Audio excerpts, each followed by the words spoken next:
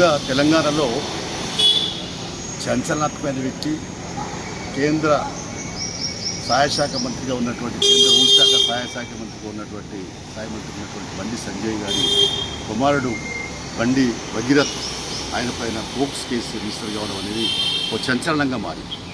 దీనిపైన ఇప్పటికే ప్రభుత్వం మరి వెంటనే సిట్ ఏర్పాటు చేసి తక్షణ చర్యకరై ప్రయత్నాలు వైపున విచారణ సాగించే ప్రయత్నం సాగిస్తుంది.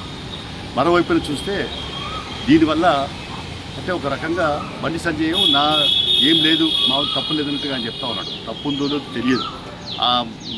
మరి బండి భగీరథ్ ఏమో ఆమె మేజర్ అని చెప్తా ఉన్నాడు. మైనరా మేజరా ఇవన్నీ ఏ విషయాలైనా అసలు ఏదైనా నిప్పు లేకుండా పొగరాదు.